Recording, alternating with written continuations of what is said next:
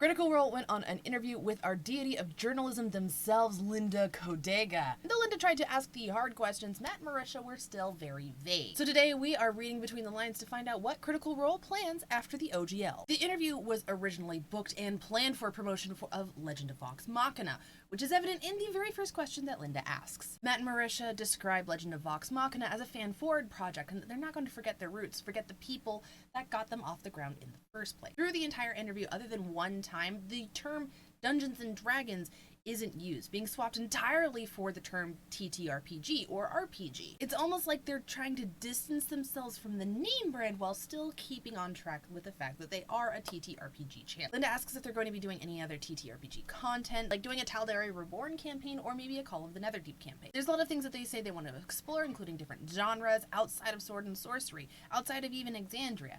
This is something they have done in the past. Obviously, they've done a lot of different things, including Ashley's one-shot, which was done as a stretch goal for the Legend of Vox Machina Kickstarter. Marisha even brings up the fact that she wants to do a horror campaign, and they bring up Bluebeard's Horror, which is a campaign based off of a fairy tale, and it is a more mystery-based horror campaign. This means that Critical Role wants to stretch into different TTRPG spaces, including using other systems, and maybe even pull some from their own book that Matt hasn't gotten to play around with much yet. During Exandria Unlimited, Matt was a player and wasn't able to look at a lot of the source material because it was being used in the campaign he was playing in. Linda then brings up the rumor that they're doing video games, which has been a long-running rumor. The answer they give basically says they just haven't found the right partners in order to do this yet, and it's not happening yet. They're short on manpower and just people to do it in general. This to me sounds like where they were with Legend of Vox Machina. They were shopping around but hadn't found anybody who could actually make it in the way that they were happy with. Will we see a Critical Role video game in the future? Who knows?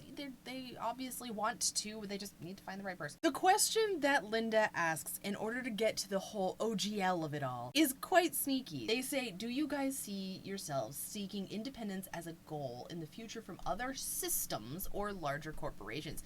This is as close as Linda could get. As they said in their interview about the OGL with Roll for Combat, they mentioned the fact that Matt and Marisha are consummate professionals who know how to walk a line and who know how to be in step with their PR person, who they took to the interview, as they should. Right now, there are lawyers involved. We do not need a breach of contract suit because you don't win breach of contract suits. Kind of the whole point. You have contract so that if somebody breaks the contract, you can legally run them into the ground. Linda actually brought up a whole question about contracts, and the PR person actually stepped in and said, no, we're not talking about contracts at this time. Linda probably knew this at the time, but they had to bring it up just to try. You gotta try. What this tells me is that yes, they are open to using other systems as they have in the past, even though they do have ties to Dungeons and Dragons. Linda then asks about if they could possibly make their own system, and while Matt says, yeah, that would be rad, what he actually starts talking about is hyping up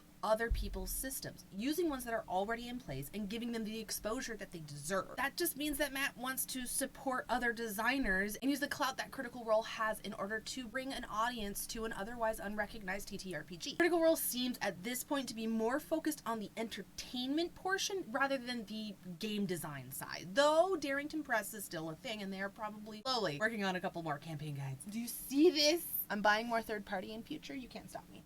This is when Linda brings up the big guns and asks the question if they have any opinions on the open D&D movement that's currently happening within the community. The smile that these two give each other says they absolutely knew this was coming and they are prepared for it. Matt looks up and to the right, which means that he's pulling something from his brain. He's trying to figure something out. Marisha jumps in with the standard PR, doubling down on their original statement that they put out that we can see on Twitter. In fact, what she says is almost verbatim what they said on Twitter. Whichever way allows the community to do that, that's where we're going to stand and support. We ourselves started as small indie creators and have continued to grow and take off from there. We're never going to forget our roots. This seems pretty straightforward. They're going to support the system that allows as many creators to benefit as possible because they are themselves creators. This to me sounds like they're probably going to stick with the Creative Commons OGL in future.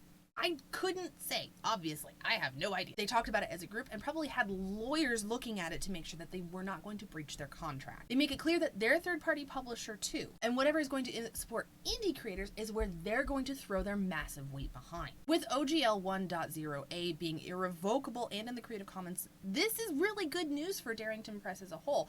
However, 1D&D is still coming. 5e isn't going to be updated by Wizards of the Coast for much longer, and they're going to push towards 1D&D. That OGL is going to look different. So what do I think that Matt and the team are doing? I couldn't actually say. Critical Role at this moment needs to consult with lawyers and figure out what their contracts are actually going to look like, and then see how things shake out with this current OGL. WotC is also probably in negotiations with Critical Role as we speak, trying to make 1D&D the system that they go with in the future. We have no idea if at this time Critical Role will continue their partnership with WotC. But what we do know is that they're trying to do the right thing by the community, and they are trying to do the right thing for their own business. I have confidence that Matt and his team are watching what's happening very, very carefully. They're trying to simultaneously not piss off Hasbro and not piss off the community that just made Hasbro back down from a contract. I do not envy them. Where they're at is a rock and a hard place. But as Linda said, they are professionals. They know how to work within PR. If you want to see my original take on the statement that they put out about the Twitter,